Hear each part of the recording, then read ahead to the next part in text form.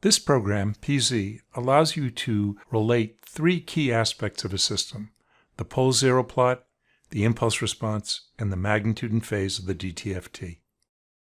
To start, let's specify the system by means of two vectors, b and a, which are respectively the coefficients of the numerator and denominator polynomials of h of z, expressed in powers of z to the minus 1. So here, let's do a simple FIR system.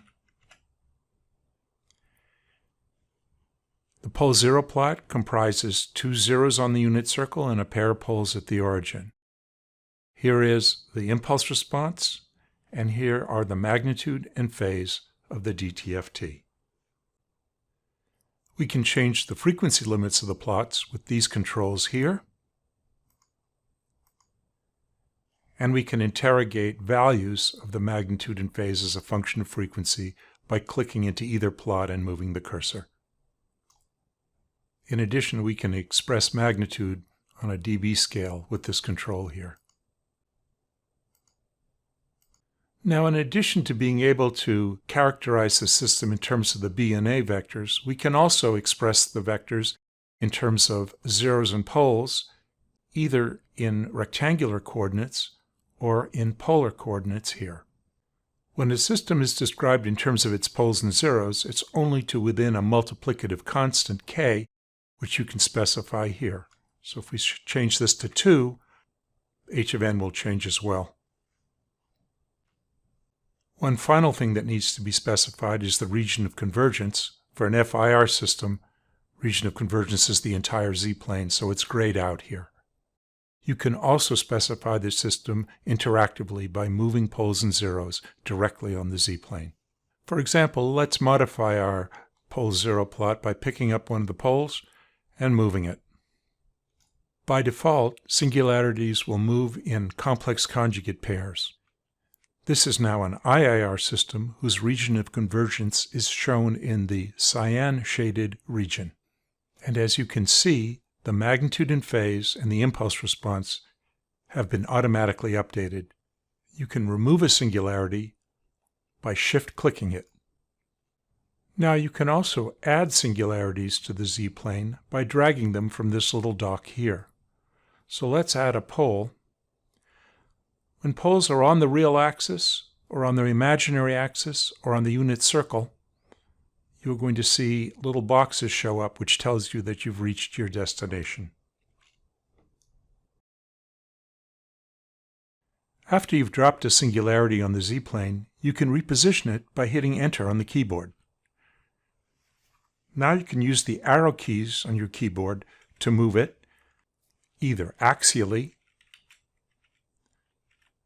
or radially. If you hold down the Shift key, you'll move it in larger increments. Hit the Enter key again to drop the singularity back on the z-plane. Now, when poles and zeros overlap, they cancel.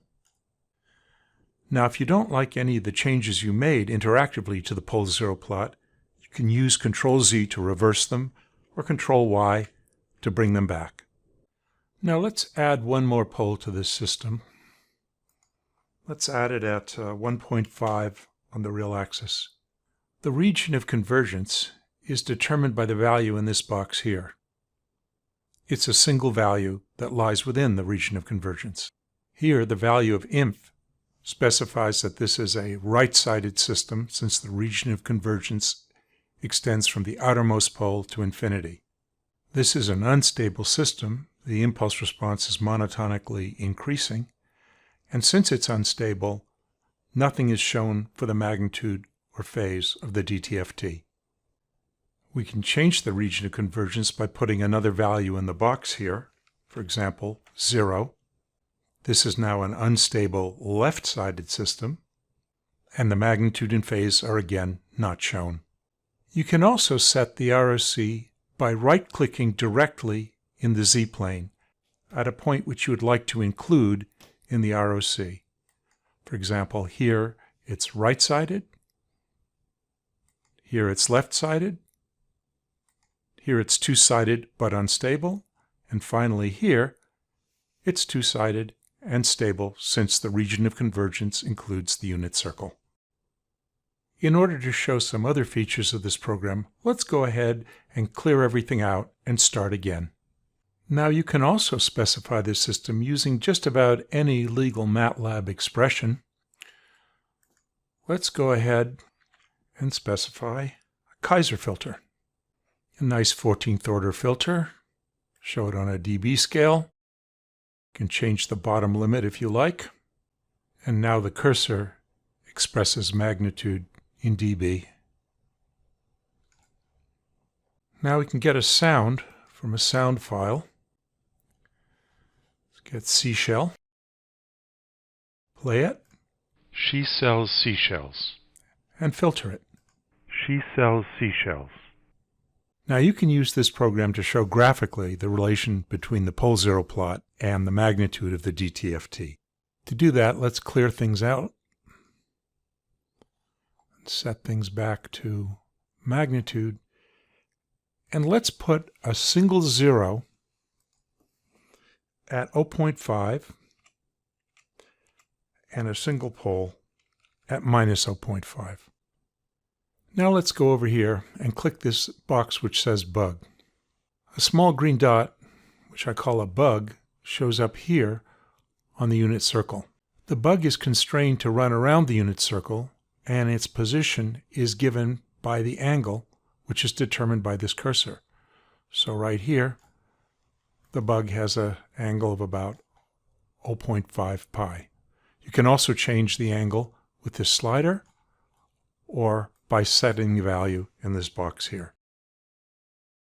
Now in Chapter 5 of the book, we show that at any angle omega, the value of the magnitude of h of omega can be determined as the ratio of the length of a line drawn from the zero to the bug divided by the length of a line drawn from the pole to the bug. In this case, they're both equal, so at 0.5 pi, the magnitude is 1. Similarly, the phase is the difference in the angle here minus the angle here. It's a positive angle shown there. Finally, you can show the respective contributions of the pole and the zero to h of omega using this control here. Right now we're showing h of omega. This shows just the contribution of the pole. This shows just the contribution of the zero. For example, here you can see that when the angle is 0, the length is 0.5. And as the angle goes towards pi, the length of the line goes to 1.5, 1.5. And finally, you can show the contributions of everything. Here's the pole, here's the zero. This is the constant k here, and the dotted line is the product of all of these traces. The little 0 button sets the angle of the bug back to 0. This program is one of a suite of programs that I have developed to explain DSP concepts to my students during lectures. There are now well over 24 programs covering many aspects of the material in the book, including complex exponentials and sinusoids, convolution, the DTFT, pole zero plots and their relation to frequency and impulse response, A to D and D to A conversion, including upsampling, downsampling, resampling, and aliasing, the design of many types of FIR filters and their application to the filtering of speech and other signals, the design of IIR filters, circular shift and convolution using the DFT, the discrete cosine transform, and the short-time Fourier transform. A selection of these programs is being made available to instructors who are currently adopting the book in their classrooms.